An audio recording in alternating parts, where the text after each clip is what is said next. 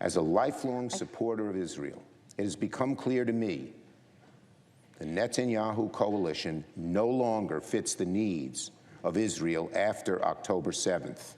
The world has changed radically since then, and the Israeli people are being stifled right now by a governing vision that is stuck in the past. Nobody expects Prime Minister Netanyahu to do the things that must be done to break the cycle of violence, to preserve Israel's credibility on the world stage, and to work towards a two-state solution.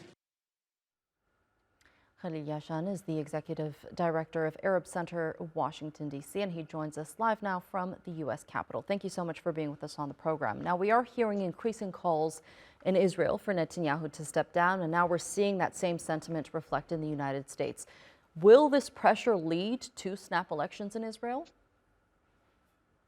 It could. It's hard to predict. Netanyahu hasn't been called Mr. Teflon for nothing in the past. He has definitely, over the past 20-some years, 20-plus years of political career, he has faced some serious challenges and survived them. So it would not be a surprise. But at this time, I think what you have here is a very interesting development.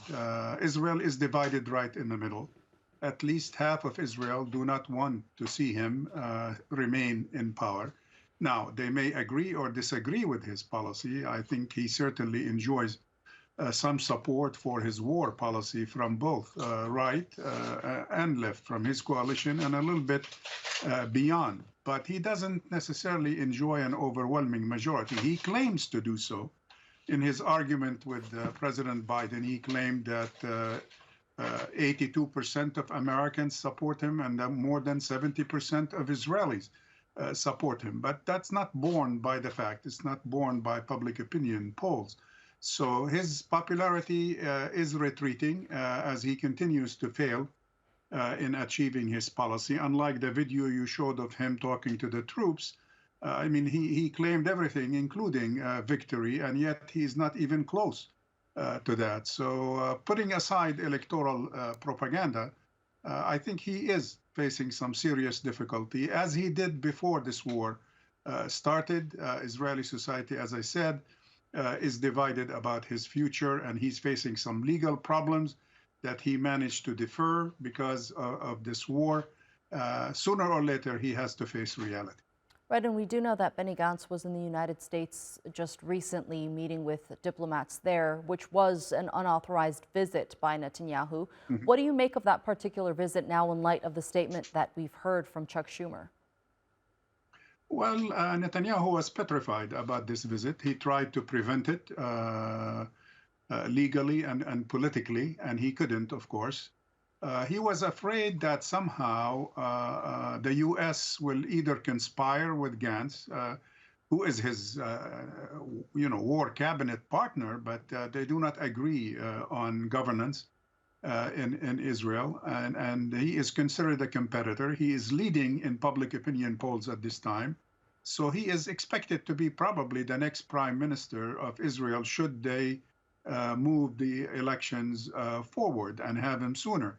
And so Netanyahu doesn't want this competition and this pressure, and particularly he didn't want some sort of from his conspiratorial perspective, he did not want to see any coalition built between or cooperation built between Gantz and Biden to try to overthrow him. I think today he probably feels that's exactly what happened.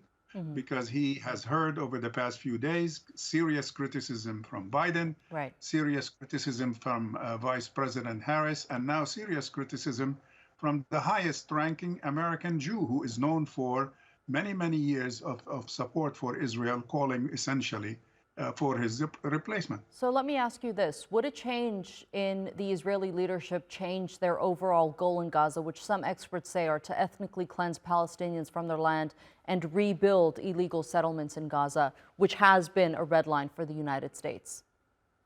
I doubt that. I think there will be change in the demeanor of the government, maybe in the cooperation of the government with the West, and particularly with the United States. You might see a government that's more sensitive to its international the criticism it is facing, to its international image abroad, but you will not see a lot of difference in terms of the war. Because frankly, don't forget that the main competitor, General Gantz, was the one that destroyed Gaza the last time, the last war in Gaza. And he did as bad as Netanyahu is doing today, or worse. So that doesn't guarantee a change in prime minister, doesn't guarantee a change in policy.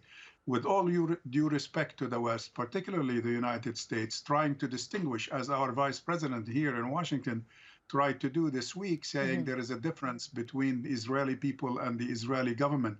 The fact of the matter, and this is borne again by public opinion polls, that the majority of Israelis do support and side with the war in Gaza to finish it, to destroy Hamas, to release the hostages, and never to allow Hamas to come back to governing Gaza. All right, Khalil Jahshan, thank you so much for being with us here on TRT World and sharing that analysis with us. I appreciate it.